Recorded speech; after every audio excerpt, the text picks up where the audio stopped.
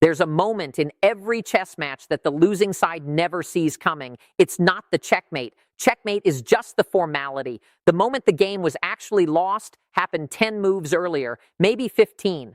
A quiet move, an unnoticed piece shifting to an unnoticed square, a pawn advancing while you were focused on the queen, a bishop sliding into position while you were planning your next attack.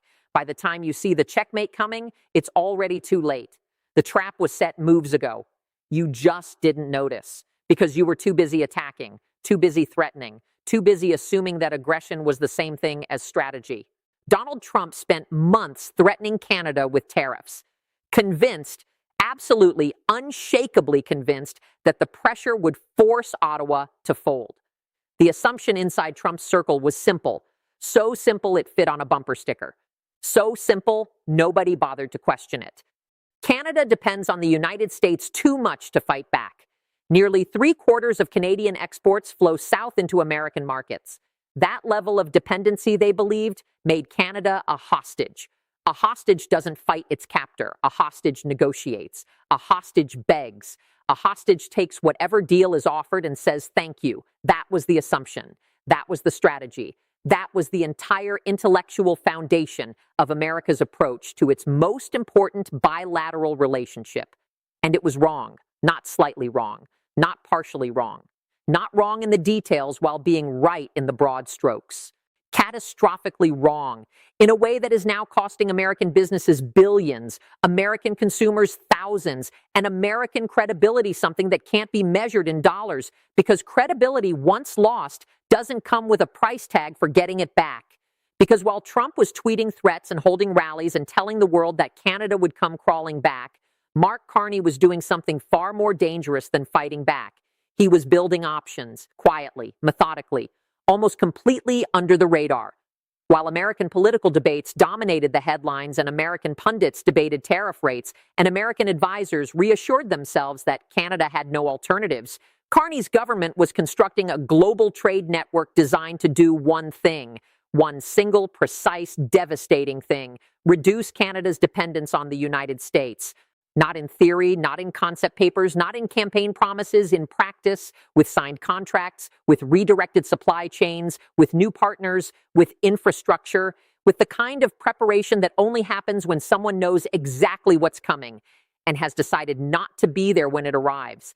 And when that network finally went live, when the scale of what Carney had built became visible to the world, the reaction in Washington was immediate: panic, confusion, and a sudden nauseating realization that the leverage Trump thought he had might not exist anymore.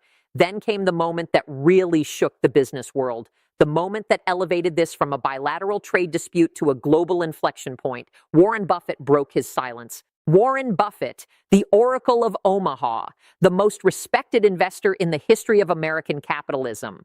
A man who has spent 7 decades analyzing businesses, economies, and strategic decisions with a precision that has made him one of the wealthiest and most trusted voices on the planet. Buffett rarely comments on political disputes, especially international ones. His reputation is built on long-term thinking, on careful analysis, on seeing through noise to signal, on identifying what matters when everyone else is distracted by what doesn't. And what Buffett said made it clear that this isn't just a diplomatic disagreement. According to Buffett, the United States may have just walked straight into what he called an expensive lesson. An expensive lesson from a man who measures expense in the context of hundreds of billions of dollars. From a man whose definition of expensive means structural damage, the kind that compounds, the kind that doesn't reverse when the political winds change, the kind that reshapes economies for decades. What you're about to hear explains how Mark Carney quietly set a trap, how Trump's team walked right into it, and why the economic consequences are only beginning to unfold. Subscribe to join the community, leave a comment so we can keep the conversation going, and share this video, because what happened between the United States and Canada isn't just a story about tariffs and trade. It's a story about what happens when a country mistakes loudness for leverage, bluster for strategy, and threats for power. And it's a story about what happens when the other side is smarter. For months, the situation looked predictable, textbook even.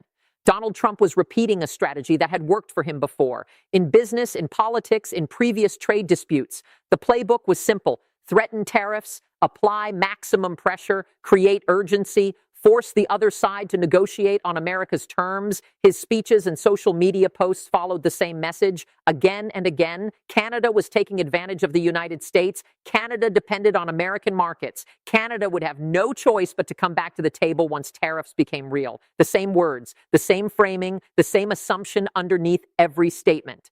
Inside Trump's circle, most advisors believed the same thing. Why wouldn't they? The numbers seemed to support it.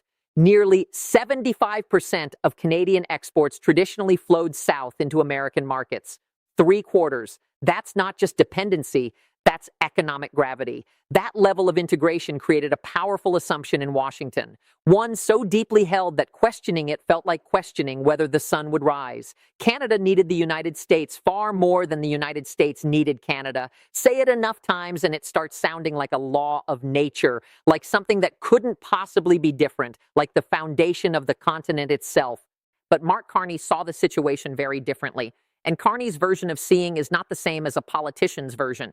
Politicians see polls and news cycles and approval ratings.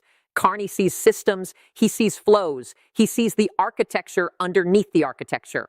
The pipes behind the walls, the wiring beneath the floor, the structural elements that most people never notice because they've never had to. Carney is not a typical politician.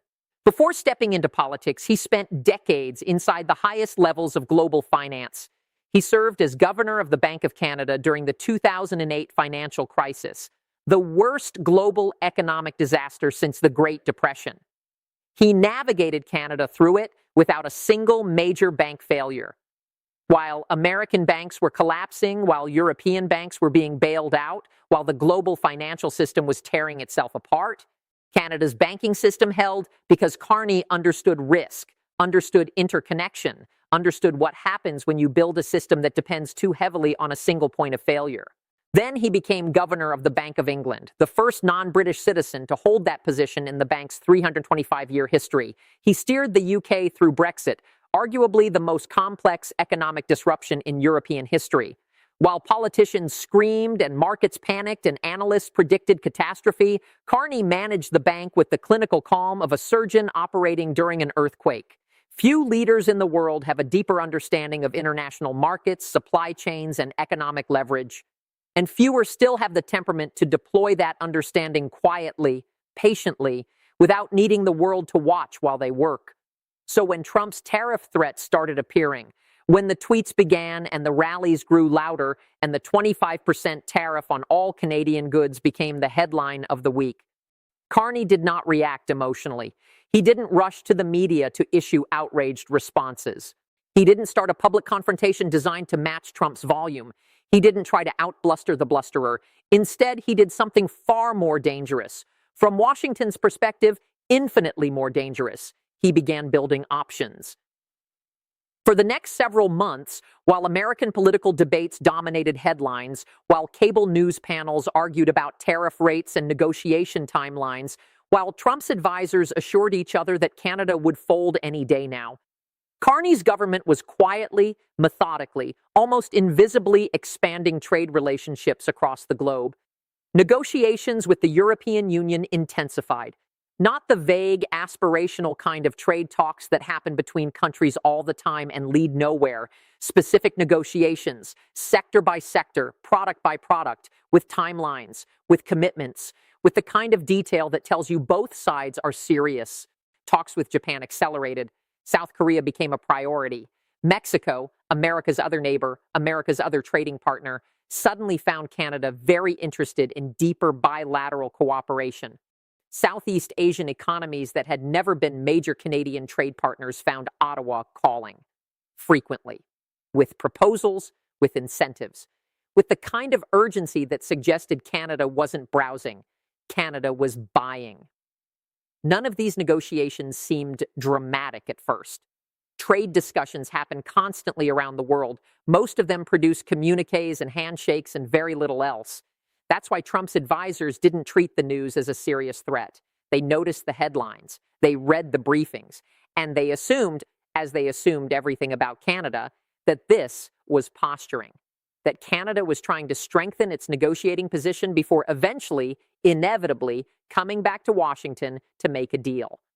They were wrong, and the wrongness wasn't in degree, it was in kind, because something unusual was happening behind the scenes, something that didn't fit the pattern of normal trade diversification, something that, when you stepped back and looked at it as a system, as Carney would look at it, revealed a strategy of extraordinary ambition and precision. Instead of focusing on a single large agreement, the way most countries approach trade diversification, Carney's strategy spread across multiple industries simultaneously, not sequentially. Simultaneously. Energy, lumber, pharmaceuticals, agriculture, technology, mining, critical minerals, every sector at the same time, with different partners on different continents. Energy exports were redirected toward overseas buyers, not hypothetically, with signed contracts, with committed volumes, with infrastructure investments to support delivery. Canadian lumber producers were encouraged through government incentives, through diplomatic support, through market intelligence, to expand sales into Asian construction markets, markets where demand was growing, where prices were higher, where long-term contracts offered stability that the volatile American market couldn't guarantee. Pharmaceutical companies began exploring preferential agreements with European health systems. Generic medications that had traditionally flowed south to American pharmacies were now being committed to European buyers with multi-year agreements. Agricultural exporters opened negotiations with new partners across the Pacific. Canadian wheat, Canadian canola, Canadian beef, products that American consumers assumed would always be available, always affordable, always flowing south across the border. Those products were being offered to buyers who would pay more and complain less. Piece by piece, contract by contract, handshake by handshake, Canada was building something entirely new. Not a trade agreement, not a policy paper, not a negotiating position, an economic safety net, a redundant system, a network of alternatives that could operate even if trade with the United States became unstable, or expensive, or impossible. And that is the part Washington underestimated. Not because the information wasn't available, it was. The trade negotiations were public. The contracts were reported. The infrastructure investments were announced. Washington underestimated it because Washington couldn't imagine it. The assumption that Canada needed the United States was so deep, so foundational, so embedded in the American understanding of North American economics that the idea of Canada building alternatives seemed, to American policymakers, like a fantasy, like a bluff, like a small country puffing out its chest before inevitably accepting reality. The reality was different. The reality was that a former central banker who understood global systems better than anyone in the White House was systematically, patiently, and ruthlessly building a world where American threats didn't matter. Because if you have alternatives, threats lose their power. If you have options, pressure loses its leverage. If you can sell your goods somewhere else, tariffs become the other side's problem, not yours. Carney wasn't just diversifying trade. He was dismantling leverage. The leverage that the United States had relied on for decades. The leverage that every American negotiator had assumed was permanent. It wasn't permanent. It was conditional. Conditional on Canada having no alternatives. And Carney was building alternatives as fast as he could sign contracts. At first, the numbers looked small. A few percentage points of trade redirected here. A few new contracts there. Nothing that seemed capable of fundamentally changing the economic relationship between two countries whose economies have been intertwined for generations. That's how it looked if you were looking at snapshots, at individual data points, at single quarters. But if you were looking at trajectories, and Carney was always looking at trajectories, the picture was different. The direction was clear. The momentum was building. And the destination was historic. Canadian trade officials began releasing projections, not aspirational targets, not campaign promises. Projections based on signed agreements, committed infrastructure investments, and binding contracts. Those projections showed that new agreements could reduce Canada's reliance on American markets by nearly 40% within a few years. 40%. That number stunned economists who had long believed North American supply chains were too integrated to change quickly, who had assumed, as Washington assumed, that the economic gravity between the two countries was too strong to escape. 40% is not a marginal adjustment. 40% is a structural transformation. 40% means that instead of 3/4 of Canadian exports flowing to the United States, less than half would. It means the United States would go from being Canada's overwhelmingly dominant trading partner to being one partner among many, important but not essential, significant but not irreplaceable. If those projections proved accurate, it would mean something that hadn't been true since before World War II. The United States would no longer be the unavoidable center of Canada's economic world. The gravitational pull that had kept Canada in America's orbit for generations would weaken, not disappear, but weaken enough that Canada could chart its own course, make its own decisions, set its own terms, without American permission, without American approval, without American leverage. And while Washington was still debating whether tariffs should begin, still arguing about rates and timelines and negotiation strategies, the infrastructure for this new trade system was already being built. Ports were expanding, not in theory, in concrete and steel. Shipping routes toward Europe and Asia were being established, not planned, established, with vessels booked, with schedules published, with cargo committed. Energy companies were negotiating long-term overseas contracts that would bind Canadian oil and gas to foreign buyers for 10, 15, 20 years. Contracts that, once signed, would redirect Canadian energy away from the United States permanently, not as punishment, as business. Manufacturing suppliers were adjusting production lines, retooling, reorienting, preparing to serve new international customers with different specifications, different standards, different expectations. Changes that, once made, are not easily reversed, because you don't retool a factory twice for fun. All of this happened quietly. No dramatic announcements, no press conferences with flags and podiums and political celebrations. Just preparation, methodical, professional, invisible to anyone who wasn't looking. By the time Trump's tariff threats reached their peak, by the time the 25% number was being shouted from every podium and posted on every social media platform, Canada had already started moving pieces across the global economic chessboard. And the most surprising part, the part that should concern every American policymaker, every business leader, every citizen who depends on a functional economy, was that very few people in Washington realized how far the strategy had progressed. Because while the political conversation in the United States focused on tariffs and negotiations and who was tougher and who would blink first, Mark Carney was focused on something much bigger. He was building a trade system designed to survive without American permission, not react to American pressure, not withstand American tariffs, not negotiate under American threats. Survive without American permission. That's the difference between a defensive strategy and a transformative one.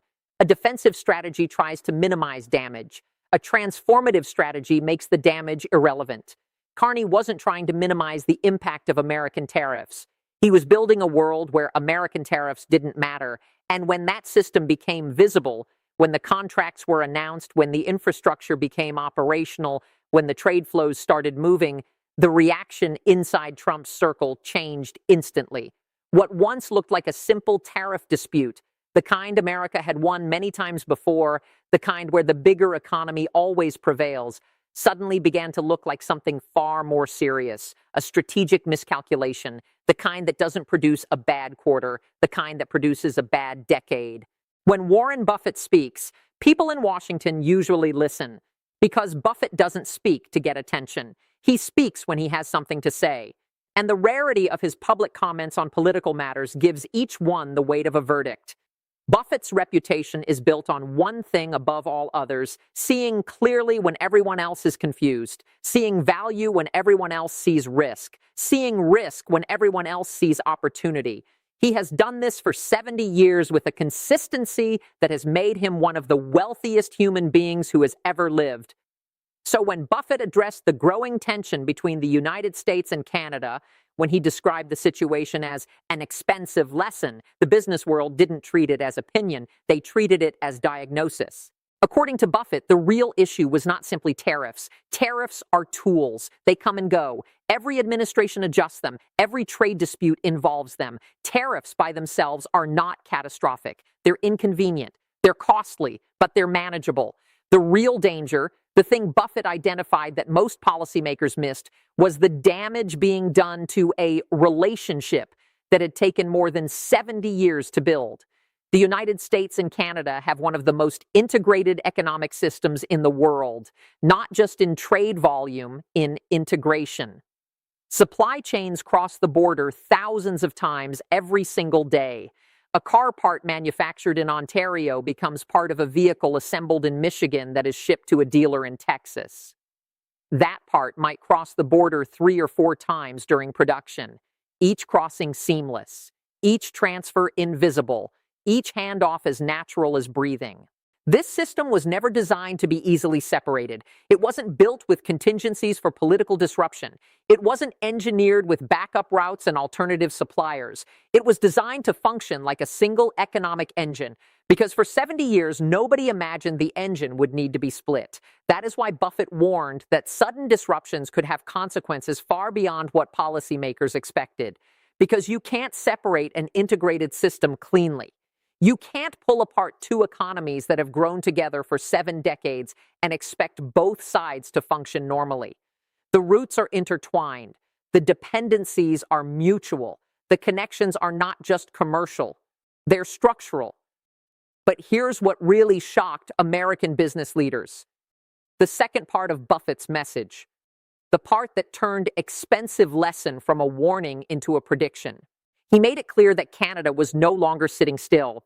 Canada had already begun shifting its economic strategy toward new partners across the world.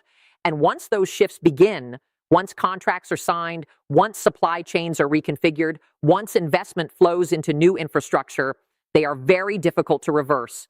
Very difficult. From the mouth of Warren Buffett, very difficult means essentially impossible. Think about it this way. When a company signs a long-term contract with a new supplier or buyer, that relationship becomes the new normal. Factories adjust their production lines. Shipping routes change. Workers move to new projects. Investment flows into new infrastructure. Quality control is recalibrated. Regulatory approvals are obtained. The entire organizational machinery reorients around the new relationship. Once those changes happen, businesses rarely go backward, not because they can't, because the cost of going backward exceeds the benefit. You've already retooled the factory, you've already trained the workers, you've already negotiated the contracts, you've already built the relationship. Going back to the old system means doing all of that work again and paying for it twice. That is path dependency. That is what Buffett was warning about. That is why he called it an expensive lesson rather than a temporary setback. Because the changes being made are structural, and structural changes don't reverse with a handshake and a new trade deal. They become the new reality permanently. And that is exactly what Mark Carney understood. From the very beginning, before the first tariff was imposed, before the first threat was tweeted, before the first rally speech about Canada taking advantage of America, Carney understood that if he could redirect Canadian trade, even partially, even gradually, the redirections would become permanent. Not because Canada would refuse to trade with America, but because the new relationships, the new contracts, the new infrastructure would create their own gravity, their own momentum, their own logic. And once that momentum was established, the United States would face a new reality. A reality where threatening Canada with tariffs didn't produce compliance. It produced indifference because Canada had options. Canada had alternatives. Canada had somewhere else to sell its lumber, its energy, its minerals, its pharmaceuticals. And somewhere else is the most powerful phrase in any negotiation. Because the moment one side has somewhere else to go, the other side's leverage evaporates. Trump's team had spent months assuming Canada had nowhere else to go. That assumption was the foundation of their entire strategy. Every tariff threat, every public statement, every negotiation position was built on the belief that Canada was trapped, dependent, captive. Carney proved otherwise, and the proof wasn't in speeches or statements or press conferences. The proof was in contracts, in signed agreements, in committed infrastructure, in redirected supply chains that were already operating when Washington finally noticed. By the time Trump's advisors realized the scale of these agreements, the infrastructure was already in place. The lumber was already flowing to Asian buyers. The energy was already committed to European contracts. The pharmaceuticals were already being shipped to overseas health systems. The agricultural products were already feeding markets that had never tasted Canadian wheat before. The United States could threaten tariffs all it wanted, but the consequences for Washington itself had become unavoidable.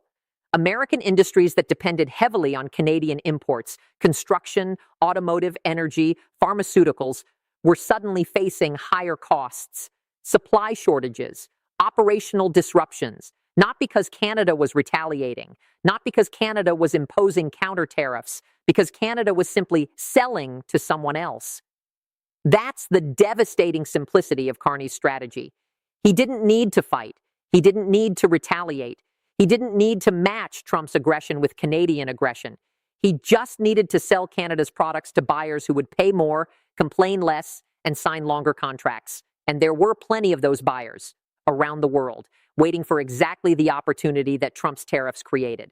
Lumber prices surged in the United States, not because of a shortage in the global supply of lumber, because of a shortage of Canadian lumber in the American market, because that lumber was now going to Asia, where builders were paying premium prices with multi-year contracts that guaranteed volume and stability. Auto manufacturers reported parts shortages, not because Canadian auto parts companies had stopped producing, because those companies were fulfilling contracts with European and Asian manufacturers who had signed agreements while American companies assumed the old supply chains would never change.